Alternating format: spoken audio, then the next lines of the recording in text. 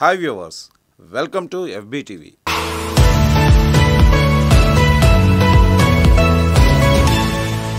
కైలాస పర్వతం గురించి తెలియని హిందువు ఉండరు. కైలాస పర్వతాన్ని ప్రతి హిందువు ఎంతో పవిత్రమైన పర్వతంగా భావిస్తూ ఉంటారు. చైనా అసలు ఎందుకు కైలాస పర్వతాన్ని అధిరోహించడాన్ని బ్యాన్ చేసింది? చైనా హెలికాప్టర్ కైలాస పర్వతంపై అసలు ఏం చూసింది? ఆ పర్వతం మీదుగా వెళ్లిన హెలికాప్టర్ ఏమైపోయింది?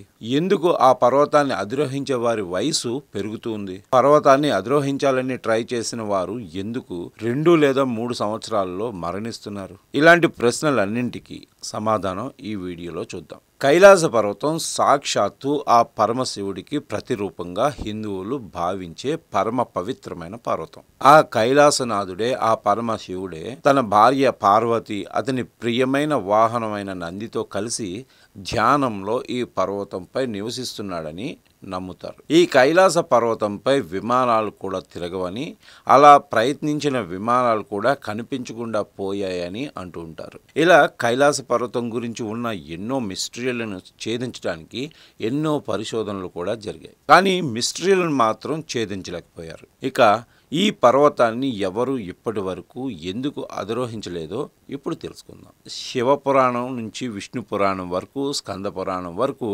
కైలాస పర్వతం ప్రస్తావన ఉంది. అనేక గ్రంథాల్లో ఇది భూమి అక్షం నుండి స్వర్గానికి మార్గంగా చెబుతూ ఉంటారు. కైలాస పర్వతం హిందూ మతంలోని అత్యంత పవిత్రమైన పుణ్యక్షేత్రాలలో ఒకటిగా కొలవబడుతుంది.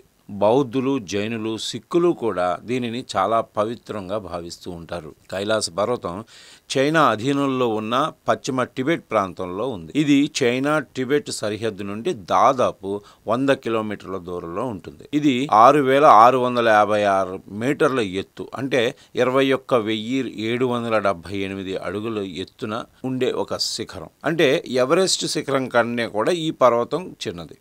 అయితే ఇప్పటి వరకు కూడా ఏ వ్యక్తి కూడా కైలాస పర్వతాన్ని అధిరోహించలేకపోయాడు. టిబెట్లోని ప్రసిద్ధ కథనాల ప్రకారం బౌద్ధ సన్యాసి అయిన మిలరేపా మాత్రమే కైలాస పర్వతం ఎక్కి పైకి చేరుకున్నాడని అంటూ ఉంటారు.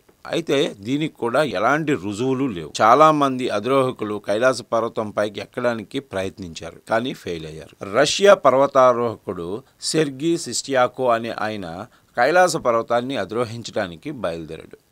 అయితే శిఖరం సమీపానికి చేరుకున్న తర్వాత అతని ఆరోగ్యం దెబ్బతింది. దీంతో అతను వెనుదిరగాల్సి వచ్చిందట. మరో పర్వతారోహకుడైన కల్నల్ ఆర్సి విల్సన్ మాట్లాడుతూ, తాను శిఖరాన్ని అధిరోహించడం ప్రారంభించినప్పుడు అకస్మాత్తుగా భారీ మంచు కరిగిపోయిందని, దీంతో తను తప్పకుండా వెనక్కి తిరిగి రావాల్సిన పరిస్థితి ఏర్పడిందని అని చెప్పాడు. శాస్త్రవేత్తల బృందం కూడా కైలాస పర్వతాన్ని అధిరోహించేందుకు ఎన్నో ప్రయత్నాలు చేసింది, కానీ అధిరోహించలేకపోయింది ఆ టీం.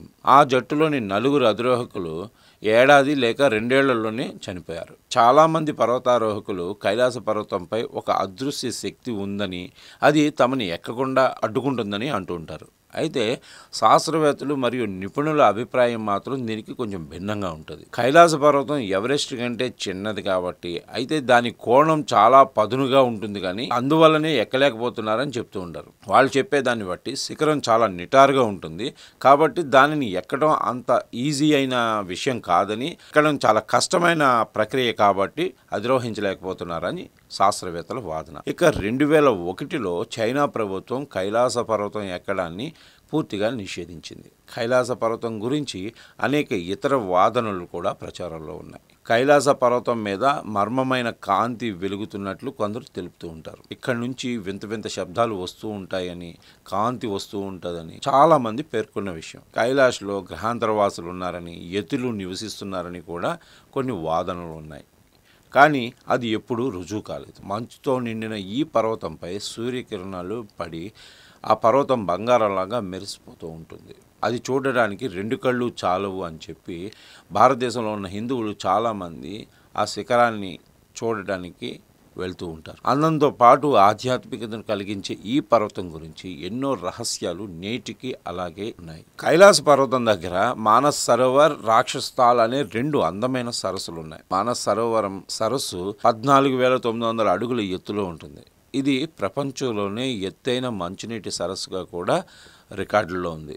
ఈ పర్వత యాత్ర నుంచి తిరిగి వచ్చిన వారి చేతి గోళ్ళు జుట్టు కొన్ని మిల్లీమీటర్లు పెరుగుతూ ఉంటుందట. ఇది ఒక ఆశ్చర్యాన్ని కలిగించే అంశం. దీనిపై పరిశోధనలు చేసిన శాస్త్రవేత్తలు కూడా విస్మయం కలిగించే ఎన్నో విషయాలను వెల్లడించారు. అంతేకాకుండా ఈ పర్వతాన్ని అధిరోహించాలనుకునే వారి వయసు పెరుగుతుందని, అందుకే అలా వెళ్ళిన వారు తిరిగి రారు అని అంటూ ఉంటారు. దీన్ని కూడా శాస్త్రవేత్తలు ధృవీకరించలేదు. ఇలా ఈ పర్వతంపై ఎన్నో పరిశోధనలు జరిగాయి, ఇప్పటికీ జరుగుతూనే ఉన్నాయి. కానీ రహస్యాలను మాత్రం ఎవరూ ఛేదించలేకపోతున్నారు.